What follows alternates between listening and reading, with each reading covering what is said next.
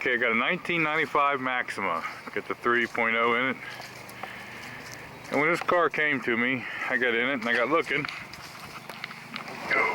And it's a 95, but there's also a sticker right here. It tells you where the connector is for the computer. So if you come around here on the passenger side and look right in there, it's right back here. So I was thinking, good, you know, OBD2 connector and everything. So I was trying to hook my Snap-on Ultra to this, and actually I tried to hook both of them to it, and neither one of them would read on this car. It said no communications. So I got out my trusty little Innova, and it did read the car. And what I seen was the mass airflow sensor wasn't reading right. The fuel trims was way off and everything. And it seemed like the car had a slight miss to it. So what I do, I come up here and I get looking. And this was the boot that was there. This thing, rock hard. See, that thing being split, first thing I thought, well, that can explain a lot of it. You know, sometimes the motor moves away. And so we got looking and found this online really cheap. So we put a new boot on there. Also, while I had it apart, I cleaned that mass airflow sensor. So that made it run a lot better. Got my fuel trim numbers a lot better off. But we still have an issue with the Misfire. So I went back here and pulled out this plug first. Okay, so after I got the two bolts out holding the coil on, I get looking here and well, there's a little bit of oil in the bottom of this one, which tells me that valve cover or whatever is leaking a butt. But right here on this one, I don't know if you can see that or not, there's a hole burnt right inside of it. Before I was carrying it around stuff, you could see where it'd been arcing. So I went on checking the rest of these, and every one but two has what seems to be a bad spot on it. So we had to get another set of these plug wires. While we're going to do that, we're going to do the spark plugs. Now, on these cars, you do need to know if it's a Mitsubishi coil or something that starts with an H here. Where's it at? It's written right on your coil. Okay, right there is the name. It's written right on the bottom of here. And this one's a H-A-N-S-H-I-N. So that's the wires you want to get. And 3 are longer than the other 3. So keep that in mind also. So I got new plugs and new wires here. And I'm going to go ahead and just change all these, and then we'll come back to this and see how it runs. Now, these fit down in there. There's two 10mm bolts here. In the back, there's one here and one in the back. You put the 10mm bolts in it, and that's what holds them down on the spark plug. Now I'm going to go ahead and change these and be right back. Okay, I got these front 3 done with the bolts back in. Now they got a Phillips head in them. I just tightened them down with a Phillips screwdriver. Now the 2 back ones back here are being really buggers to get out. These front 3 was a little bit too. Usually I spray carburetor cleaner, but I only had this, so I used it. I might have to get some carburetor cleaner. But what I do is, when I get it, especially like aluminum, anything around aluminum, if I get that spark plug don't want to come out, I'll take a ratchet and just crack it. And then I'll spray carburetor cleaner around it and let it soak for a while. And it'll eat the carbon. You can't use PV Blaster or nothing like that because it won't eat the carbon. It has to be like a carburetor cleaner or something.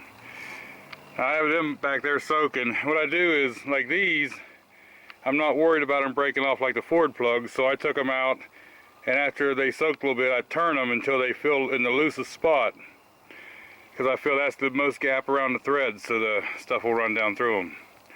So we're going to leave these ones back here soak a little more. I could chance it and try to pull them out of there dry, but that carbon and that aluminum, I don't want to take a chance on messing those threads up. I got other vehicles to work on, so I'm just gonna let this one soak. Okay, so you got this spring here, and it just goes inside. And what I like to do is take some dielectric grease. Here, let me do that real quick. So there, I just put a little bit in the center. I've seen people pump these completely full. I don't usually do that. Just enough on the ends. And dielectric grease, it does not help make a connection, but it does help preserve the connection and insulate. So you can use that if you want, and it helps to get the boots off later. So we're gonna put this on here. Okay, you got this cover here that goes on that motor, and takes these little Allen bolts, and they're 4mm. Okay, so we got this thing all back together, and I did notice some things like a little bit of stain there, like that might have leaked at one time. I see this speaker wire, and I go back here, and this is on it.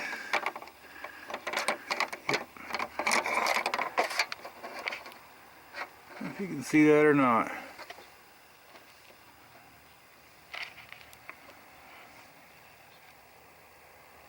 I'm not 100% sure what it is, where it goes. I know it's not supposed to be banging around like that. And I don't know what that's for. I don't know if I got the clearance. I have to find me somewhere to put this, I guess. You know, right there looks like a good place. I bet that's where it went. So there's a bolt down there that would go into. Let's see if we can find something to go right in there. Looks like a good place to put it. Yeah, I put a couple of them plastic clips in there because there wasn't nothing holding that down. And see the leaves, that's because it's on the rain. I'm hurried up trying to pick these up. They was in there all nice and sorted out, but they're all right in here now. Okay, so let's just see what she'll do. Now, I did have it started once before, I'm not going to lie to you. See what this thing has to say. It's a knock sensor code. I'm going to erase that, see if it does come back, because the way this thing was running before. Push for live. This thing on live data is like slow motion. I don't know if you can see that or not.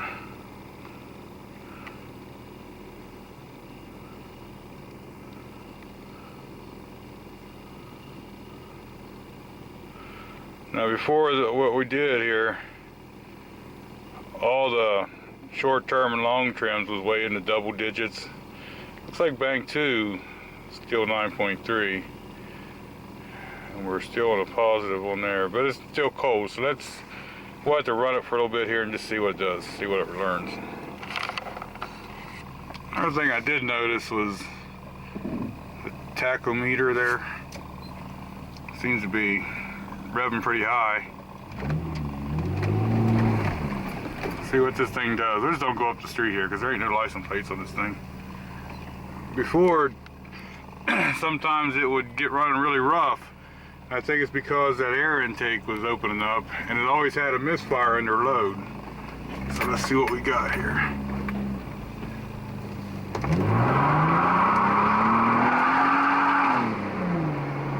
Hey, it'll spin the tires.